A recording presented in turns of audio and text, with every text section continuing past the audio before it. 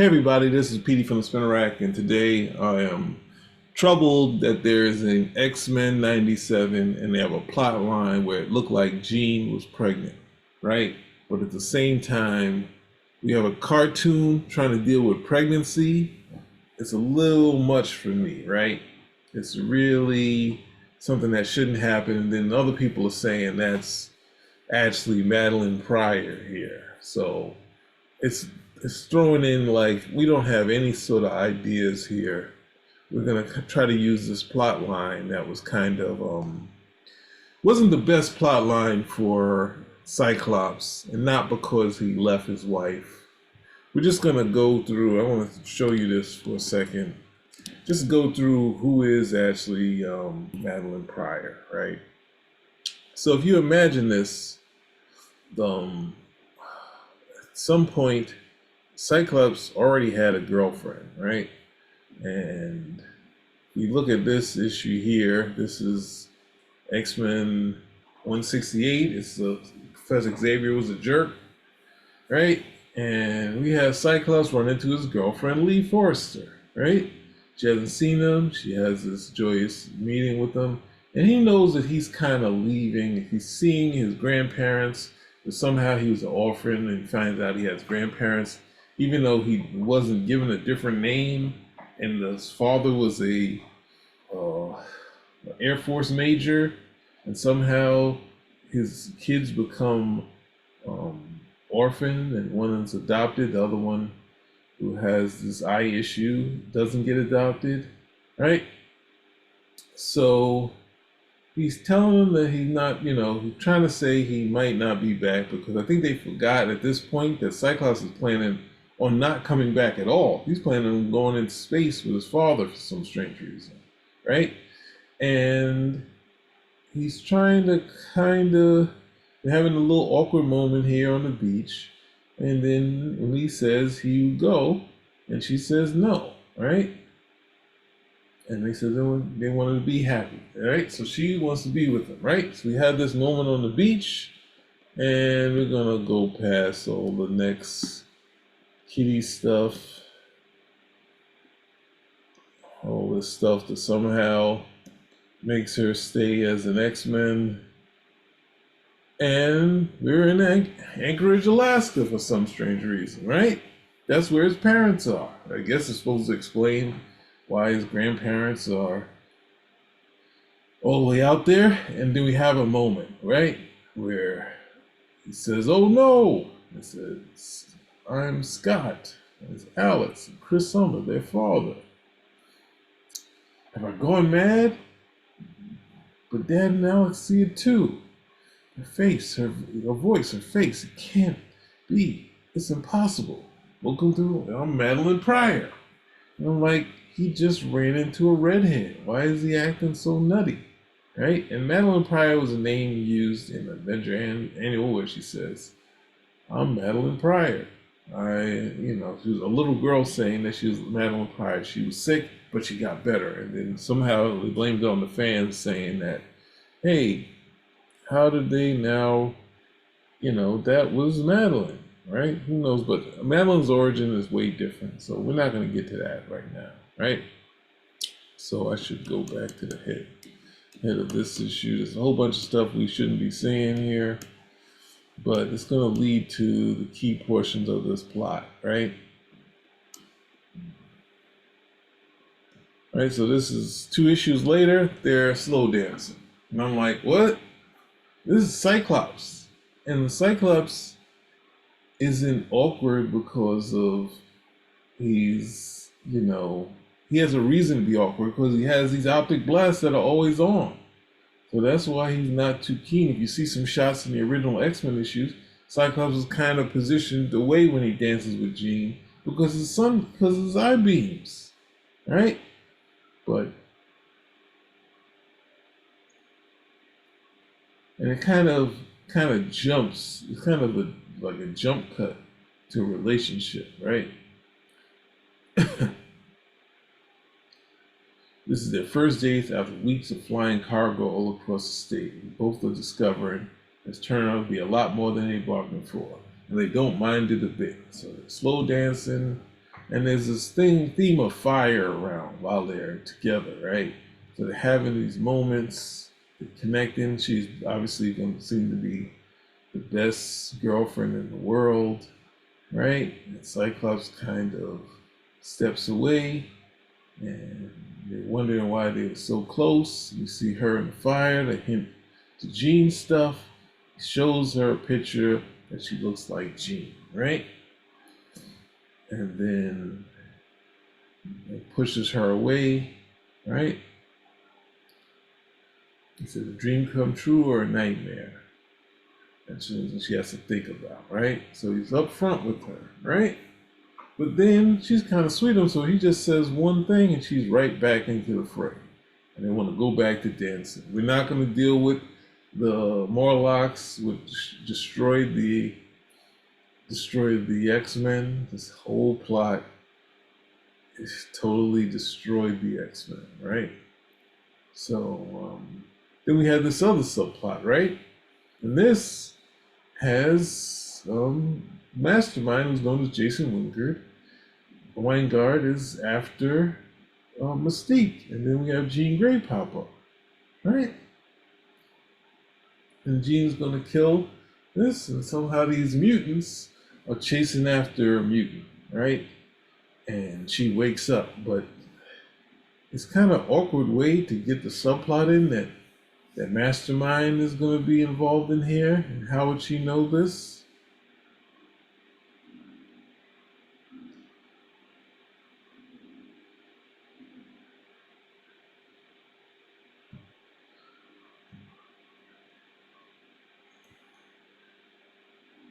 So you don't want to deal with any of that stuff. And it's to show how tough and strong how Storm is. And then we have them kissing through the night, right? And she gets the sunlight, hits them, and she grabs the glasses. Now, the other thing is that Cyclops would keep his distance because of the glasses. So it's just like, what is happening here, right?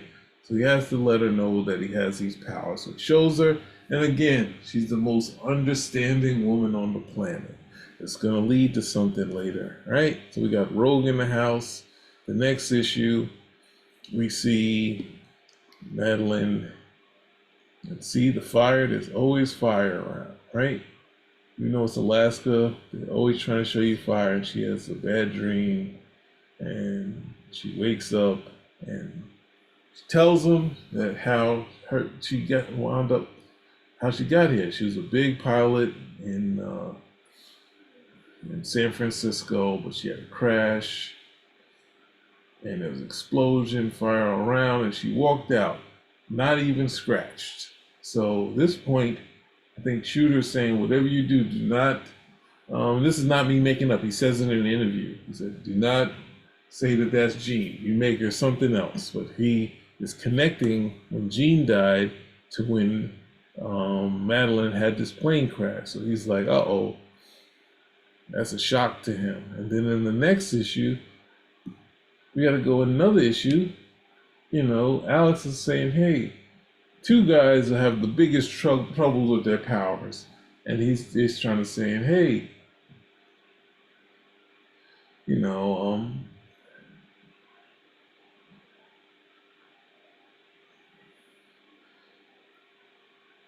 he's trying to be relaxed about it. And it's like, what? He tells him about the moment and that sort of thing. So we're clearly keying into that this is connected to Jean, right? So if Wolverine has a wedding, he's bringing her to the wedding. They're like it's like Lee is totally forgotten in this thing, right?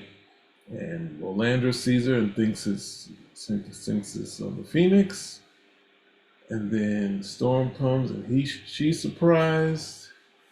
And here we get another moment to show you how well adjusted Maddie is. She finds out that she's holding a dragon. And said, what have you got into for another cute moment? And somehow this wedding doesn't happen, and Mastermind's involved. So what Mastermind is doing is never really clearly figure it out, right? But we're gonna jump. Obviously, this is gonna be at the wrong page as everything is because I started this video one time and now I'm behind with all this stuff, right? So we have, which clearly looks like an engagement. I'm like, engaged? It's like 6 or 7 issues since they met. So it's a little rushed in my opinion, right? And I guess it's around where a lot of other titles are having weddings, and the Fantastic Four had the wedding of um who was it? Black Bolt and Medusa. You had the Teen Titans had the wedding of who was it? Terry Long and Wonder Girl, Donna Troy. So she takes him up in space, and they, of course, are so close. And Kassar walks her around, right? And then he mentions that Scott was planning on staying with them. Now he didn't tell anybody this stuff. He didn't tell Lee, that he was gonna like just start traveling in space, leaving everything behind, even though he has grandparents. And I guess Chris Arbin knows that Cyclops is alive and had grandparents, so it's really weird, right? So he's still thinking about Jean. Like, could this be Jean? And, dealing with his ghosts and staying in. She's trying to keep him here, which happens, right? You're getting past all this stuff, so we're not really dealing with that. Another Gene moment, right? So we realize he's thinking about should he stay, but he got engaged, right? And he sees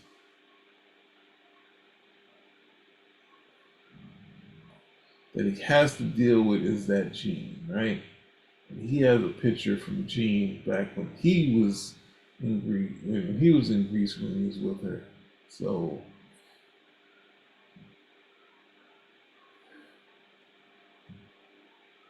they get back to the place. Jason Wingard is there, right? And Cyclops is going to talk to her about the She-Phoenix, right? Now, getting the punch in the face is a little extreme, but it's a comic book, so it's what happens, right? And Cyclops is like, there was some punch and I deserved it. How could I have been such a jerk? What could have possessed me? I hurt Madelyne as deeply as a person could be hurt.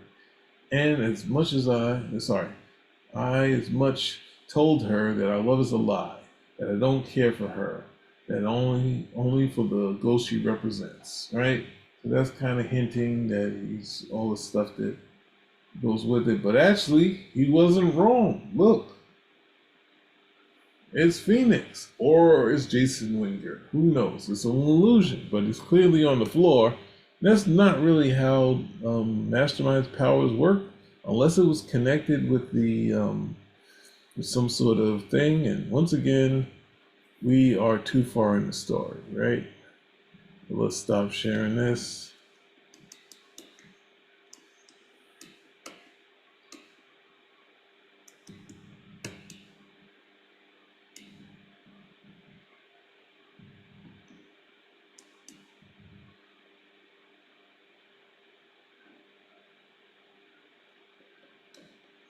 So while we're here, while I'm going through this, try to find you a spot. Ultimately, Dark Phoenix comes back and wipes the floor with the X-Men, right?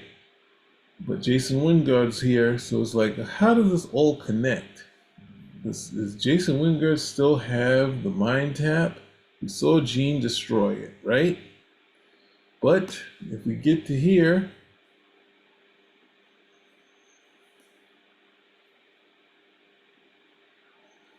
you see Jason Wingard is a master illusionist, right?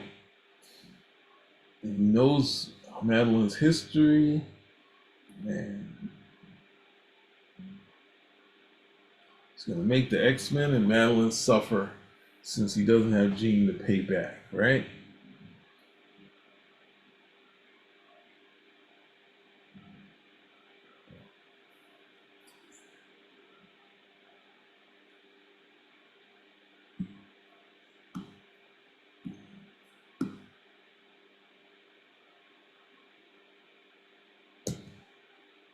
So Cyclops, Cyclops resembles Phoenix to them. So they're trying to take her out.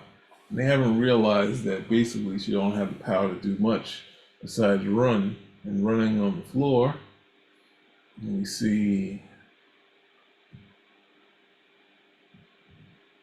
and Cyclops uses all of his smarts to take out the X-Men. But he gets Rogue, who he wants, and he's able to use Professor X's powers in Rogue and some of the techniques that she's learned to show them that he's not Gene. But somehow the Mastermind is able to do the voice, which I don't know that he was able to do before, right? Sorry, guys. But ultimately, once they figure out that it's not, you realize that it's Phoenix is back, right? So now that they know it, they can fight against it, right? And ultimately, this time, instead of using the powers that he has, he's able to use a bullet, a gunshot. So Storm, of course, at this period, always overusing their powers, drenches them, almost kills them. And Cyclops goes to Madelyne, who's worse for wear, and he does mouth to mouth, and they get engaged. And I'm like, what? They're not getting married. So it's like, how long? It's been 7 issues or 8 issues, something like that. It's only been 7 issues. And Cyclops says goodbye to Jean, and he gets married, right? So then they have the honeymoon. It's the X-Men honeymoon. So, I jumped this one too. Good Lord. Basically, they're on a trip and they run into this octopus, right? But this is John Romita Jr.'s first solo issue. We've got 2 anchors on it. Bob Wyatt does the first one part, and then Bob McLeod does the second part. And I wasn't too keen on John Romita Jr. taking over, but there's something about his art that kind of pulled me in, especially looking at the I-beams that looks like the beams are on. And that's one of the things that you gotta remember. He's got these beams that are on, right? So him getting married, the beams, they should be thinking about it. But the dynamics of the 2 of them together is pretty cool, right? And let's see. So we don't have to really deal with that. It shows they're in love, that sort of thing. And then next,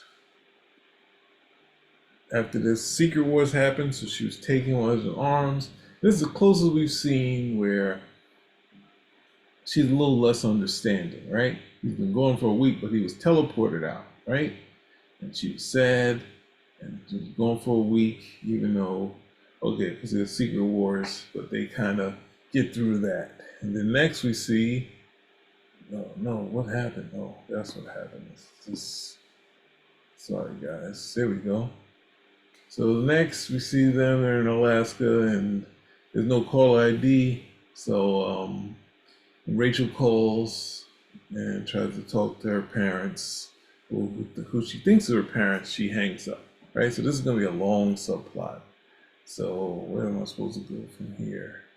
Going here, and this looks like it's the issue where they kind of consummate the relationship, right? And it looks like he don't got much to do out here, right? So, but he says he has to go see Xavier, right? He says he has to go see Xavier at this point, right? And she's like, hey, I understand, but you got to make some sacrifices for the family too, not just the X-Men. And he agrees. So at this point, she understands that if something comes up, he needs to go for some time, right? Right? So this is the point which should have happened in X Factor, right? So we have a point here where she's very understanding, right? And then we lead into the X-Men Annual. This would lead into, I think, what's that thing? I've already done a long thing on X-Men Alpha Flight. But basically, in X-Men Alpha Flight, she becomes Cyclops, and they get connected to Loki, and then they sort of are able to. That's when they reveal that they have a kid. What else happens? They reveal that they have a kid. They're in love. Rachel's upset, but it's many touching moments between Rachel and Cyclops, right? So this happens after that, right? So I thought, wow, X-Men are back where they should be, with Arthur Adams on, right? So I don't think I had the New Mutants annual when I first bought this, but I bought it soon after, right? Because this stuff is gorgeous. I was like, wow, there's some really good stuff, and some wacky X-Men stuff, but this artist is pretty good. And Cyclops is there, right? And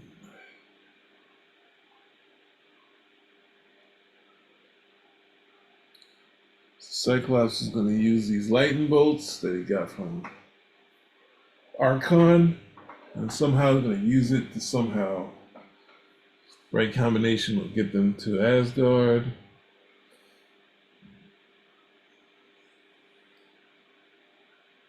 And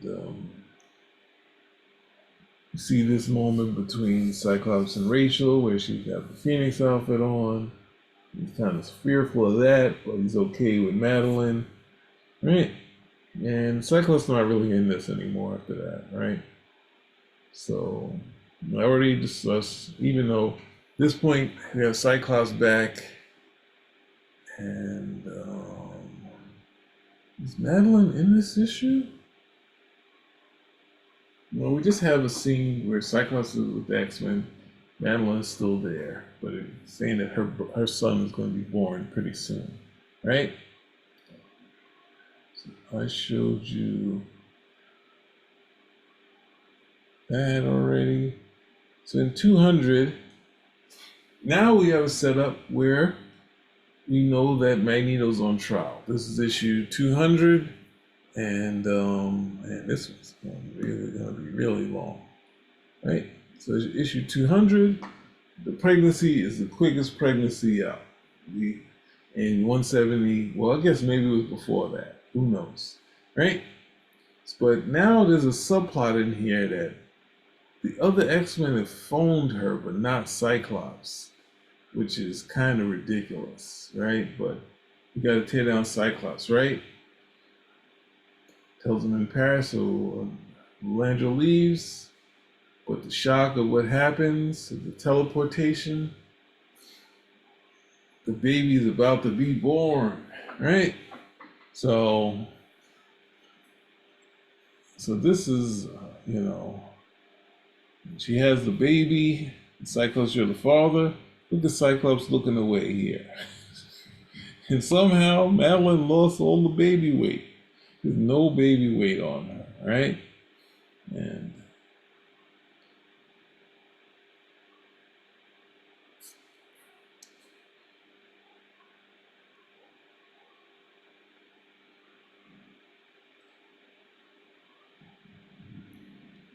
here we have the thing of her being not as adjusted. But I guess this is dealing with X Factor, right?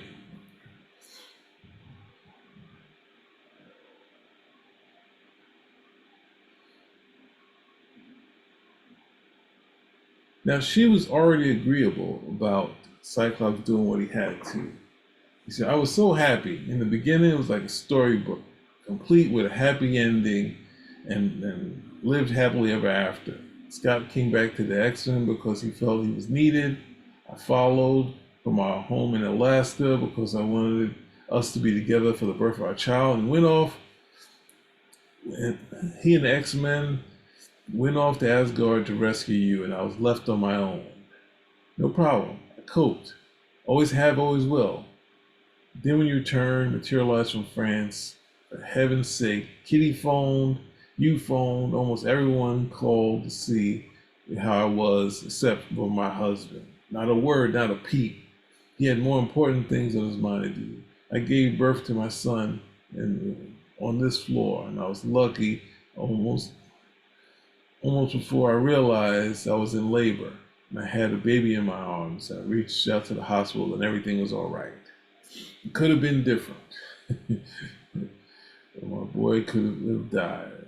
I could have died, but I understand Scott wasn't there. At least he could have let me know he cared, right? And then she gets into being a private man, all this stuff. Yeah, he's already that. So it's just like it's very stilted in how it's done, and Cyclops being standoffish at this point. So I think it's trying to set up the breakup, but it's really doing it in a bad way to make Cyclops a jerk. So he's setting up all this stuff where, you know,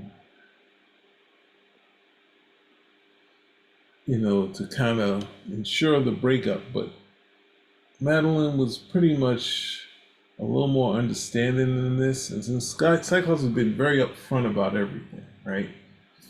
And he tells her why he needs to stay because Xavier is gone, and somehow they're having their first real, well, I guess it's second, because they talked about his eye beams, but then of course you have to decide who's going to lead, right?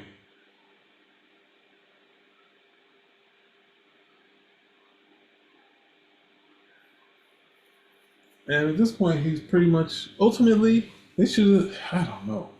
It's really tough, right? So so basically X Factor happens, right? X Factor happens.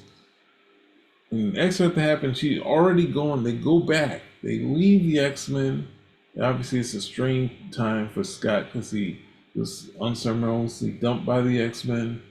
But ultimately, Jean is back, and that's more important than even Xavier. So he at least had to come back for that. And she should have went with him, with the baby. But she says, if you go, I'm not coming back. You can't come back here. Now, either way, they decided that Cyclops, they tried an expert to say that Cyclops tried to call, but at the same time, they kind of acted like he didn't call. It was back and forth, right? Claremont acted like he didn't call. X Factor acted like he did call, and there was no answers. Then it was the idea that she possibly died, right? So we have this. She has a flashback of what happened. Plane gets destroyed. She walks out of it no problem with the Phoenix thing behind her, right?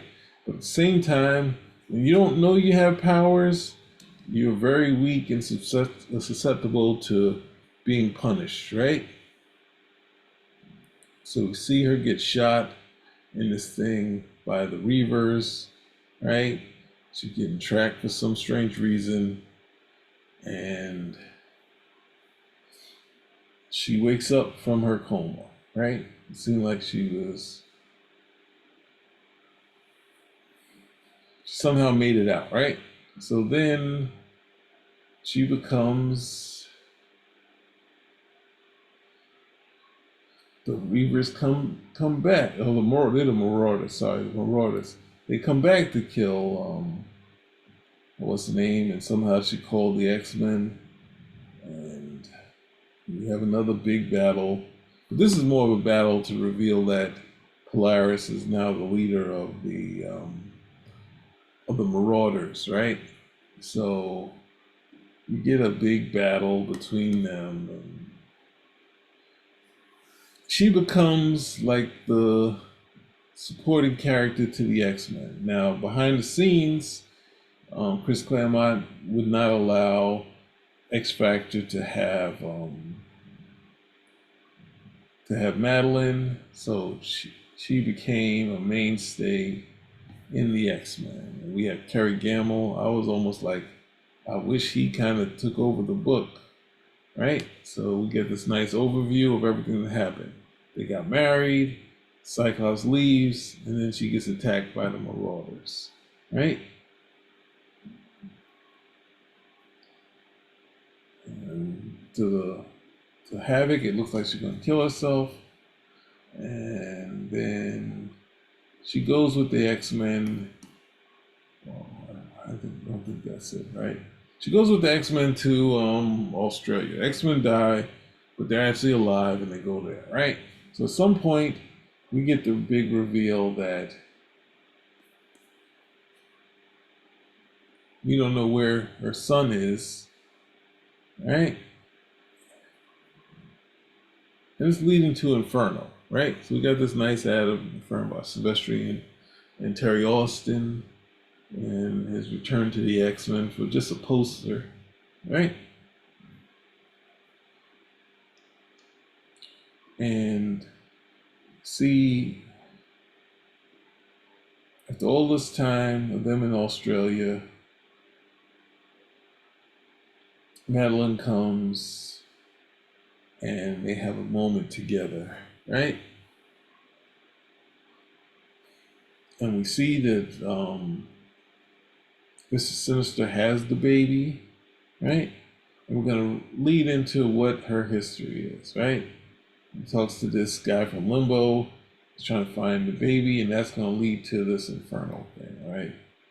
So, and then in this, is it this issue? All right. I think we're going to get the actual history of her, right? They're having this glorious romance now. And she get flashbacks. She runs into her Jean's parents. And let's see. She finds out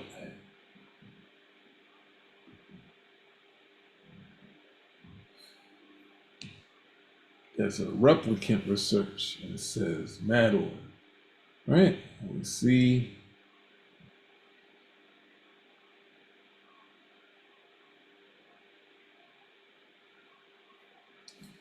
so she gets a hint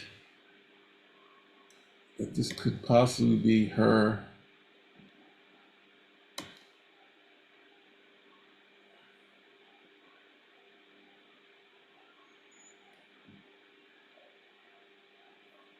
And Mr. Sinister, right? So from here, and he says he's her father, right? So Mr. Sinister was never really a fan of his, but he's gonna give you once they captures the so-called Goblin Queen, and Fan Flames is connected to Inferno. Still more fighting on Marauders. You got to get past all this stuff so we can quickly get to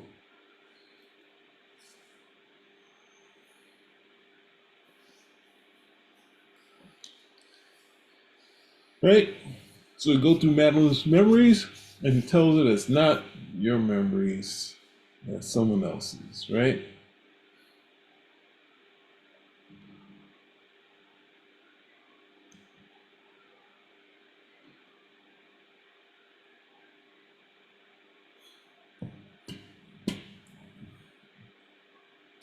And we have a history of Jean, right? And he was planning. He had this clone, and was the clone, nothing had happened with her. Phoenix had came in and connected with the clone. So we got our history with how she became Madelyne Pryor, and that ultimately she was also tricking the X-Men into not giving them updated that X Factor weren't bad guys. So when they first meet in the next X-Men issue, they're enemies. And then she ultimately, Cyclops is trying to save his son and all this other stuff.